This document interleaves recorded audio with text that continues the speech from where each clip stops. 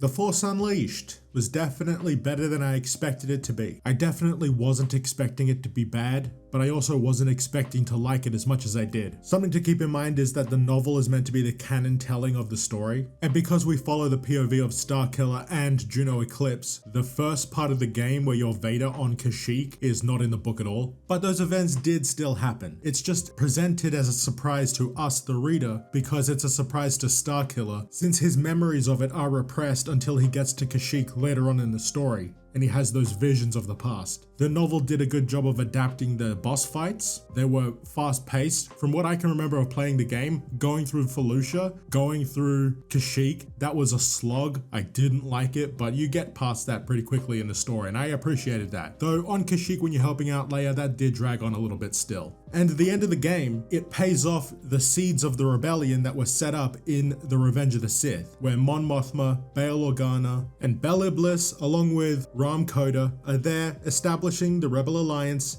thanks to Starkiller. And you also see that they take the Marek family crest as the symbol of the Rebel Alliance to honor Galen and his sacrifice at the end of the story. Going through this novel, it's pretty clear that Starkiller is powerful, but he's not this ultimate powerful Jedi or Force user. He is exceptionally talented, but he's not overpowered in my opinion. Even though he does bring down a Star Destroyer, the way it's written, it doesn't look easy. It looks like it could have killed him. And I do remember having to try so many times to bring down that Star Destroyer, because for some reason they made it like the hardest thing in the game, and it seemed pretty hard in the novel as well, so they did a good job of adapting that. There were some interesting dynamics in the story with Galen and Juno Eclipse, how they relate to each other, both being betrayed by the Empire, both having father figures that treated them poorly, and the way their relationship and their romance is developed through the story. I think it works a lot better than it did in the game, even though I didn't hate it in the game. It's just we get to see the thought process, the inner monologue of Galen and Juno. It adds a lot to their relationship. Proxy and Starkiller have an interesting relationship. It's like a rivalry. They are friends. Proxy does end up sacrificing himself to save Juno and Starkiller from Vader. That was really good. Proxy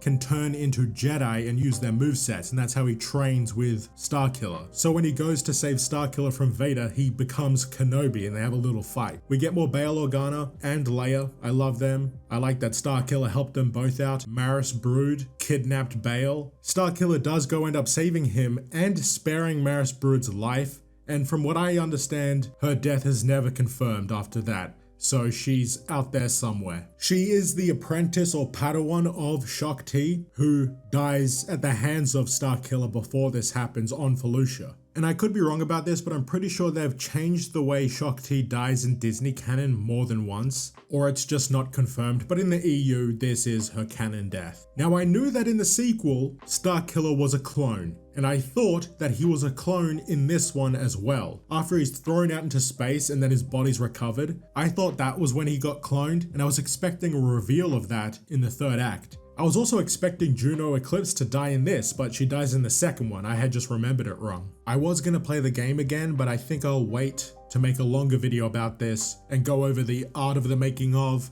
along with the comic, maybe more in depth with the novel and the game all in one video. And I have a feeling like the sequel to this, The Force Unleashed 2, is going to ruin this story. I'm hoping it's better than I expect it to be. I expect it to be bad. Based on what everyone says about it, from what I remember, the game wasn't very good.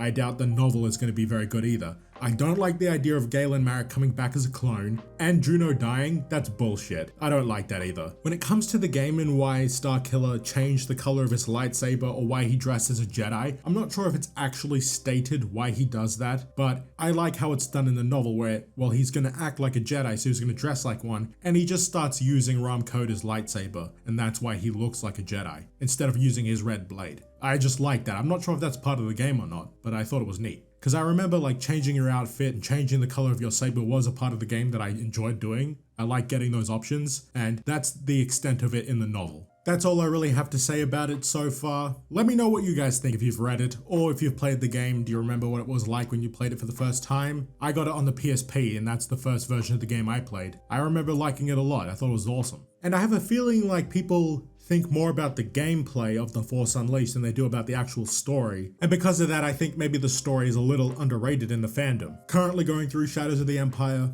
After that, I'll return to The Force Unleashed and go through the second novel, and I will release some videos giving my general thoughts on those novels once I finish them. Thank you for watching, like and subscribe, and I'll see you guys later.